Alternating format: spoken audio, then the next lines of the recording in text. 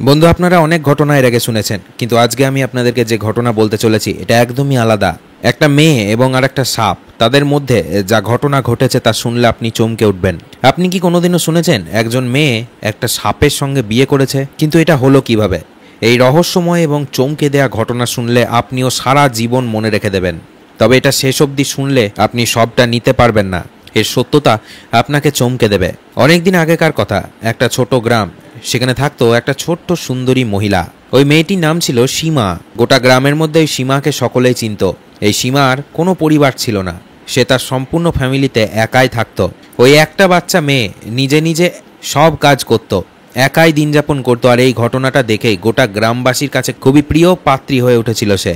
সারা দিন রাত মাঠে কঠোর পরিশ্রম করে ধান লাগাতো, গম লাগাতো, ফসল ফলাতো, আর সেই টাকাতেই সে নিজের খাবার কিনে খেত। আর একটা মেয়ে হয়ে এটা যে কতটা কষ্টে সেটা আশা করি আপনারা বুঝতে পারছেন। গ্রামের সমস্ত মানুষ তাকে খুব কঠোর পরিশ্রমে একটা মেয়ে হিসাবেই চিনত।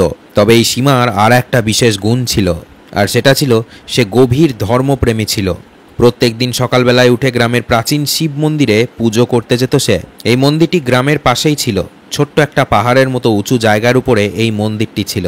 সেখানে ছিল একটা পুরনো শিবলিঙ্গ, আর ওই শিবলিঙ্গটি মারাত্মক জাগ্রত ছিল। আর সেই শিবলিঙ্গকে গোটা গ্রামের মানুষ পুজো করত। এতক্ষণ যদি ভিডিওটি দেখে থাকেন তাহলে অবশ্যই কমেন্টে হর হর মহাদেব লিখতে ভুলবেন না। তবে সীমা নামের ওই মেয়েটি এই মন্দিরটিকেই তার আসল বাড়ি হিসেবে মানত।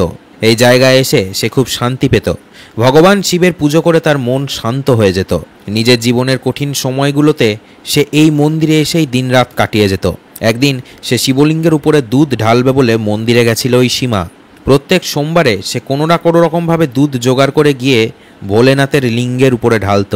কারণ সে বিশ্বাস করত ভগবান ভোলেনাথের পুজো করলে তার জীবন শান্তিময় হয়ে ওঠে।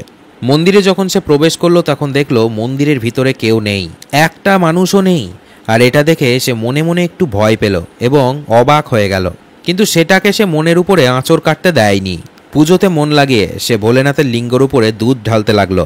কিন্তু সেই সময়তেই ঘটে যায় এক আজব ঘটনা। একটা সাপ হঠাৎ করে চলে এলো শিবলিঙ্গের দিকে, আর শিবলিঙ্গকে জড়িয়ে বসে পড়ল সেই জায়গায়। সীমা হঠাৎ করে এই দৃশ্য দেখে ভয়ঙ্করভাবে ভয় পেয়ে যায়, কারণ সাপ দেখে সে খুবই ভয় পেত। কিন্তু সে তার ভয়কে কাবু করলো এবং আস্তে আস্তে দুধ ঢেলেই যাচ্ছিল ভোলেনাথের লিঙ্গর উপরে। যখন সে লাগাতার লিঙ্গের উপরে দুধ ঢালছিল তখনই সাপটা ফনা তুলে জোরে জোরে এক বিকট শব্দ করতে লাগলো।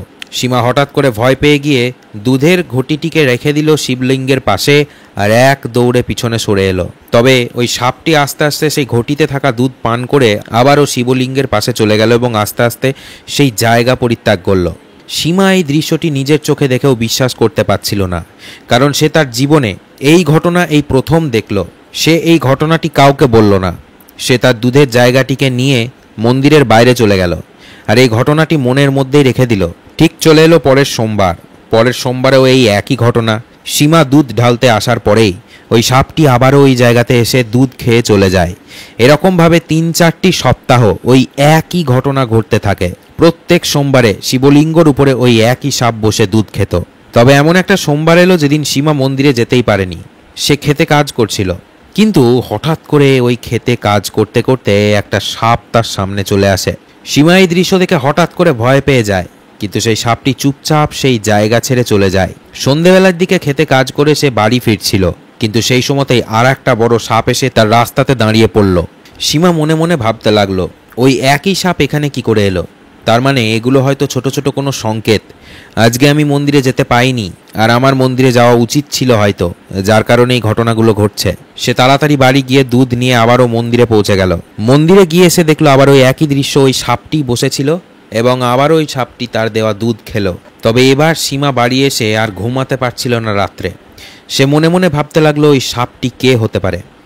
সাপটিকে আমি প্রত্যেক দিন গিয়ে দুধ খাইয়ে আসছি, আর সাপটি চলেও যাচ্ছে আমাকে কিছু না বলে। তাহলে কি ওই সাপটি কোনো দিব্য আত্মা? এই ঘটনাটি ভাবতে ভাবতে সে কখন জানি ঘুমিয়ে পড়েছিল। দেখতে দেখতে আবারও চলে এলো সেই পরের সোমবার। আর এই সোমবারেও সীমা চলে গেল দুধের ঘটি নিয়ে ঠিক ওই মন্দিরে শিবলিঙ্গের উপরে ঢালবে বলে। তবে এবার মন্দিরে গিয়ে একটা আলাদা ঘটনা সে দেখতে পেল। ওই সাপটি শিবলিঙ্গের উপরে জড়িয়ে আর ছিল না। সাপটি ছিল তার পাশেই রাখা একটা বাক্সর উপরে। সাপটিকে দেখে মনে হচ্ছিল ওই সাপটি যেন কিছু তাকে বলতে চাইছিল। মেয়েটি তখন কিছু না ভেবেই সাপটির উদ্দেশ্যে বলে উঠল, কি ব্যাপার, আজকে তুমি আর আমার দেওয়া দুধ খাবে না? আজকে তুমি এই বাক্সর উপরে কেন বসে আছো? শিবের উপরে রাগ করেছো বুঝি? সীমা বাক্সের পাশে গেল এবং তার ঘটিটি দিল, যে ঘটিতে ছিল দুধ। কিন্তু সাপটি সেই দুধ খেলো না, বাক্স থেকে নেমে গিয়ে সাইডে আবার গিয়ে দাঁড়ালো। সীমা তৎক্ষণাৎ দেরি না করে বুঝে ফেলল যে এই সাপটি কিছু হয়তো তাকে বলতে চায়। সীমা হঠাৎ করে ওই বাক্সটিকে খুলে ফেলে। সীমা বাক্সটি খুলতেই বেরিয়ে আসে একটা সাদা কাগজে লেখা চিঠি। ওই চিঠিতে লেখা ছিল, আমি মোটেও সাপ নই, আমার নিজের একটা করা ভুলের কারণে সাপ হতে হয়েছে। যে কুমারী মহিলা আমাকে 16টা সোমবার লাগাতার দুধ খাওয়াবে, সেই কুমারী মেয়ের জন্যই আমি দ্বিতীয়বার আবার মানুষ হয়ে উঠব। সীমা এই পত্রটি পড়ে কাঁপতে লাগে ভয়ে। সে নিজের চোখে দেখেও বিশ্বাস করতে পারছিল না। তারপর সেই পত্রটিকে আবার পড়ল। তার হৃদয়ের ধকপকানি যেন বেড়ে গেছিল। সে মনে মনে ভাবতে লাগলো, এটা কি সত্যি হতে পারে? এ তো অসম্ভব ঘটনা। এই সাপটি কি কোনোদিনও মানুষ ছিল?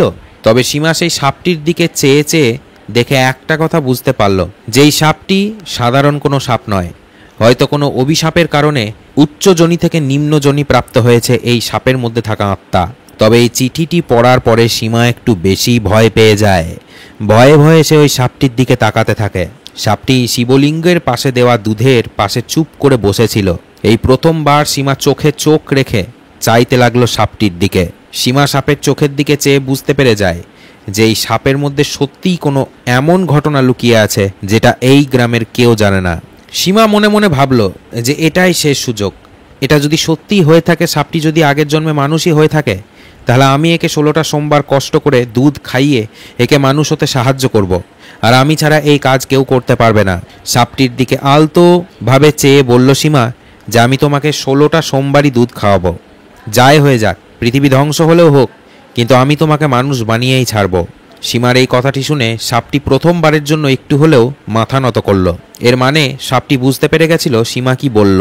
এরপরে সাপটি আস্তে আস্তে সেই ঘটিতে থাকা দুধ পান করে মন্দিরের বাইরে চলে গেল। সীমা এবার প্রত্যেকটা সোমবারে ওই মন্দিরে যেতে লাগলো। প্রথমে আগে সে দুধ দিত, কিন্তু এখন ফল, দুধ, মিষ্টি সব কিছু নিয়ে যেত আর ওই সাপটিকে খাওয়াতো আর ভোলে বাবার লিঙ্গের পাশে উৎসর্গ করত। সে বুঝতে পেরে যায় এটা কেবলমাত্র একটা সাপ নয়, সে এমন কোনো মানুষ ছিল যে পাপ কর্মের জন্য এই শরীর প্রাপ্ত হয়েছিল। সীমা আর ওই সাপটির মধ্যে একটা আলাদা সম্পর্ক তৈরি হলো। প্রথম প্রথম সীমা সাপ দেখলে ভয় পেত, কিন্তু এখন সীমা সাপ দেখলে ভয় নয়, শান্তি পায়। সীমা যখন খেতে ধান গম লাগাতো, তখন বারংবার তার মনে হতো তার পাশে যেন কেউ দাঁড়িয়ে আছে। সে এদিক ওদিক তাকালেই দেখতে পেত ওই সাপটিই তার আশেপাশে কোথাও জানি পড়ে আছে। তবে ওই সাপটি তাকে কোনোদিনও কিছু বলেনি, ফোঁস করে ওঠেনি।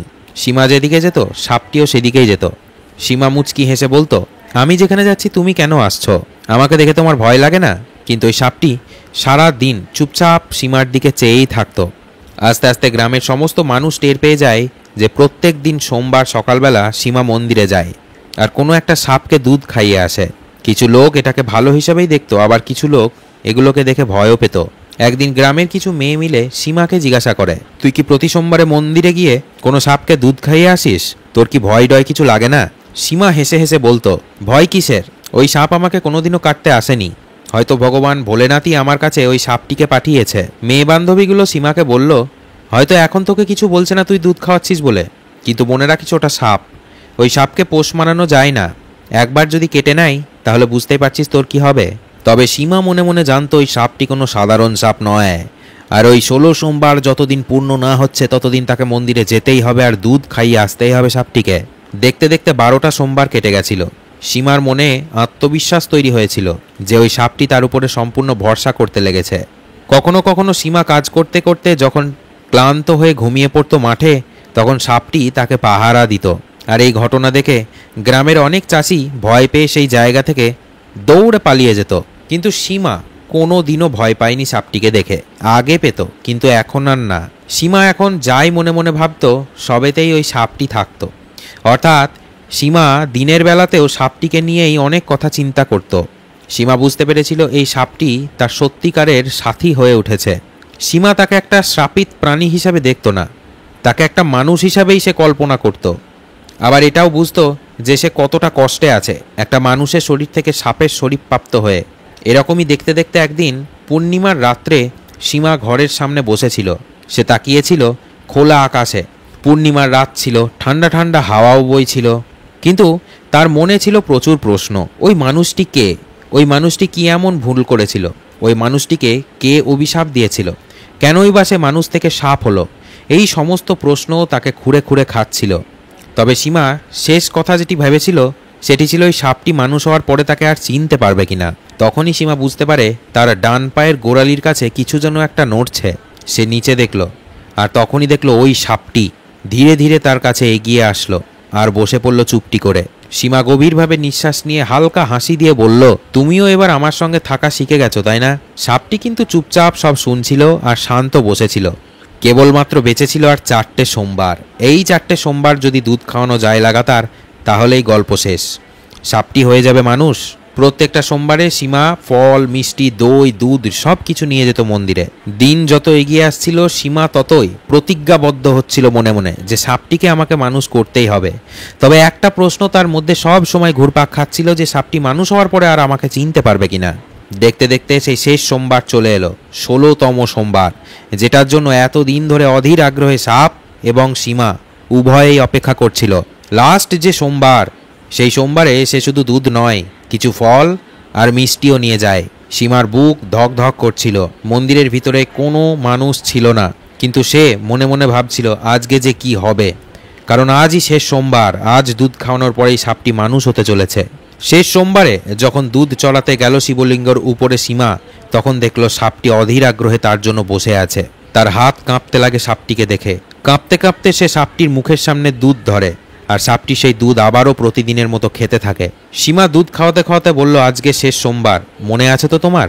আজকে তোমার মানুষ হওয়ার দিন। যদি ওই পত্রের লেখাগুলো সত্যি হয়ে থাকে তাহলে আজকেই কিন্তু তোমাকে আসল রূপে ফিরে আসতে হবে। সাপটি এই কথাটি শুনে আবারও দুধ খেতে লাগে। সীমা পলক না ফেলে সাপটির দিকে এক দৃষ্টিতে তাকিয়েছিল। আস্তে আস্তে মন্দিরের পরিবেশটাও কেমন জানি চেঞ্জ হয়ে যায়, চারিদিক ঠান্ডা হয়ে যায়। ভোলেনাথের সামনে জ্বালানো ছিল দুটো ঘিয়ের প্রদীপ, আর সেই প্রদীপ দুটো যেন আস্তে আস্তে বেশি বেশি করে জ্বলতে লাগে। প্রদীপের শিখরগুলো লম্বা হয়ে যায়।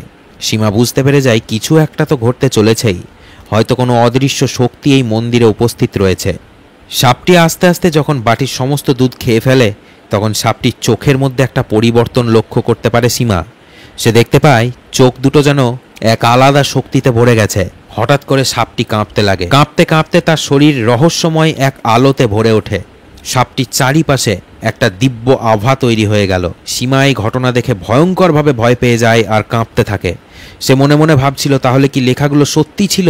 সে বুঝতে পেরে যায় যে ঘটনা কিন্তু মোটেও ছোটোখাটো কোনো ঘটনা নয়।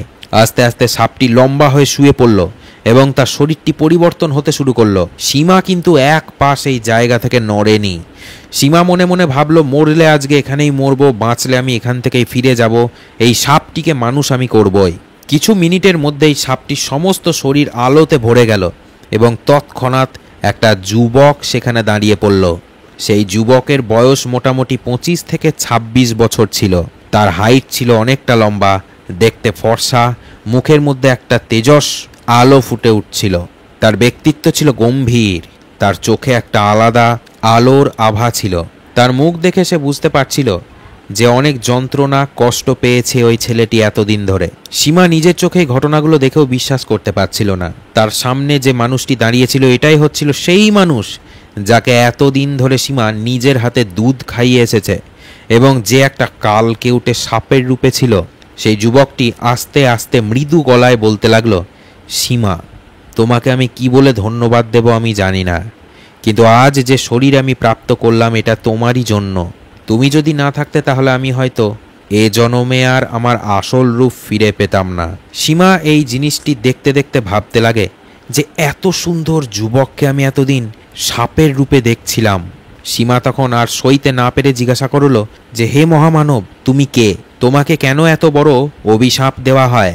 যুবক গভীরভাবে শ্বাস নিল এবং বলল, আমার নাম রমেশ। অনেক বছর আগে আমি রাজার পুত্র ছিলাম। এই গ্রামে একজন রাজা বসবাস করত। তোমরা তাকে চিনবে না, আর এই রাজার পুত্রই ছিলাম আমি। অহংকার আমার এমন জায়গায় পৌঁছেছিল যে আমি মানুষকে মানুষ হিসেবে মানতাম না। আমার ভয়ঙ্কর রাগের কারণে আমি মহান এক সাধু বাবাকে অপমান করে দিয়েছিলাম। তৎক্ষণাৎ আমার গায়ে গঙ্গার জল দিয়ে অভিশাপ দিয়ে দেয় যে আমি একদিন সাপের শরীর পাব আর যখন কেউ 16টা সোমবার লাগাতার ভালোবেসে আমাকে কোনো কুমারী মেয়ে দুধ খাওয়াবে, তখনই আমি এই মানব শরীর আবার ফিরে পাবো। আর যতদিন এই ঘটনা না ঘটবে ততদিন ওই সাপের শরীর নিয়েই আমাকে থাকতে হবে। তাই সীমা, তুমি আমার জীবনের খুব স্পেশাল একটা মহিলা। তুমি আমাকে অভিশাপ থেকেও যেমন মুক্তি দিয়েছ, তেমন আমাকে আমার আগের শরীর ফিরে পেতেও সাহায্য করেছ। সীমা অবাক হয়ে গেল শুনে এগুলো। সে বুঝতে পারছিল না যে সে এগুলো বিশ্বাস করবে তো কিভাবে করবে। তবে সেই ছেলেটি আবারও বলে উঠল, আমি যখন আমার মানব জীবন পেয়েই গেছি, তখন আমার নতুন করে আর কিছু পাওয়ার মতো নয়, তাই আমাকে এখন যেতে হবে। সীমা হঠাৎ করে কাঁদতে লাগলো, তার চোখ দিয়ে জল বেরোতে লাগলো। সীমা বলতে লাগলো যে আমি তোমাকে এতদিন ধরে দুধ খাওয়ালাম এবং তোমার এই শাপিত জীবন থেকে তোমাকে মুক্তি দিলাম, কিন্তু তুমি একা এইভাবে চলে যাবে? তখন ওই রাজকুমার হাসতে লাগে, হেসে বলল যে তুমি আমাকে এই শরীর দিয়েছ, আমি তোমার জন্য আজকে এই জায়গায় দাঁড়িয়ে, তাই তুমি ছাড়া আমার জীবন অধুরাই থেকে যাবে। আর এই কথাটি শুনে সীমা মুচকি হেসে ফেলল। সে মনে মনে ভাবতে লাগলো যে এই যুবককে ছাড়া আমিও থাকতে পারবো না। কিন্তু সীমা এটা ভেবে অবাক হলো যে এতদিন ধরে যাকে সে সাপ ভাবত, সেই সীমা সেই সাপকেই শেষ অবধি বিয়ে করতে চলেছে।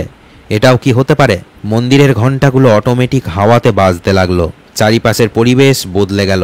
স্বয়ং মহাদেবও যেন এই ঘটনাটি হতে নিজের চোখে দেখতে চাইছিল, যার কারণে মন্দিরের পরিবেশ সম্পূর্ণ গেল বদলে। সীমার মনে অনেক রকম ঘটনা আসছিল, অনেক রকম কথা চিন্তাধারা তার মনের মধ্যে তৈরি হচ্ছিল। সীমা যতটা চিন্তায় চিন্তিত ছিল, ওই যুবক কিন্তু ততটাই খুশি ছিল, কারণ ওই যুবক নতুন শরীর পেয়েছিল। আস্তে আস্তে ওই যুবক সীমার কাছে এলো এবং সীমার হাত ধরল। সীমাকে হালকা স্বরে বলল, সীমা, তুমি কি আমাকে বিয়ে করতে চাও? সীমা এটা শুনে স্তব্ধ হয়ে গেছিল। সীমা ভাবল যে এত তাড়াতাড়ি এত সহজে এগুলো কি করে ঘটল। সীমার জন্য ভাগ্যে কি এই যুবকের নামই লেখা ছিল? সীমা ভাবতে লাগলো। সীমা আস্তে আস্তে ওই হাত দুটোকে আরও আঁকড়ে ধরল, কিন্তু তার চোখ দিয়ে অনবরত জল পড়তে লাগলো। তবে এই কান্না দুঃখের কান্না ছিল না, এটা ছিল এক সুখের কান্না। মনের মধ্যে এখন সংকোচের জায়গায় ছিল বিশ্বাস। সীমা আস্তে আস্তে বলল, মহাদেব আমাদের এই ভাগ্য নিজে হাতে লিখেছে, তাই এই ভাগ্যে যা আছে সেটা হবেই, কেউ টলাতে পারবে না আমাদেরকে। যুবক এই কথাটি শুনে চমকে গেল এবং সে বলল যে তুমি এত ভালো কথা বলো আমি আগে জানতাম না। মন্দিরের মধ্যেই তাদের বিবাহের কাজ সম্পন্ন হলো। ততক্ষণে গ্রামবাসীরা চলেও এসেছিল মন্দিরে। সবাই দেখে আনন্দে খুশিতে ঢেলে পড়ে। সবাই হাততালি দিতে থাকে, কেউ তাদের গলায় মালা দিয়ে দেয়, কেউ আবার মিষ্টি মুখ করায় তাদেরকে। পুরোহিত এসে সম্পূর্ণ বিবাহ সম্পন্ন করে। শিবলিঙ্গের সামনে অগ্নিকে সাক্ষী রেখে তাদের বিবাহের কাজ সম্পন্ন হয়। বিবাহ কাজ সম্পন্ন হওয়ার পরে ওই যুবক সীমাকে বলল, চলো আমরা এই গ্রাম ছেড়ে অন্যত্র কোথাও চলে যাই, কারণ আমাদের অতীতের জীবন যেন এখানে কোনো মানুষ কাউকে না বলতে পারে। নতুন একটা গ্রামে গিয়ে কিছু বছর পরে তারা খুব খুশিভাবেই সংসার করতে লাগে। ওই যুবক অনেক ধনবান হয়ে যায়, কিন্তু সীমা প্রতি সোমবারে মন্দিরে এসে দুধ চড়াতো ভোলেনাথকে। কিন্তু এটা কোনো অভিশাপ থেকে মুক্তি পাওয়ার জন্য নয়, বরং তার নিজের ইচ্ছায়। তো এই ঘটনা থেকে আমরা এটার প্রমাণ পাই যে আসল ভক্তি এবং ভালোবাসাতে মানুষ সব কিছু পায়। সমস্ত অসম্ভবকে সম্ভব করা সম্ভব। আমরা যদি সত্যিকারের মন নিয়ে কাউকে সাহায্য করি, তাহলে তার উন্নতি হবেই হবে। আমাদের কর্তব্যকে যদি আমরা পালন করে চলি, তাহলে ভগবানও সবসময় আমাদের সঙ্গেই থাকে। তো এই গল্পটিকে অবশ্যই শেয়ার করে দেবেন, আর এরকমই গল্প পাওয়ার জন্য চ্যানেলটিকে সাবস্ক্রাইব করে যাবেন। ভিডিওটি দেখার জন্য অনেক ধন্যবাদ। আসছি পরের ভিডিওতে। ভালো থাকুন ততদিন সকলে।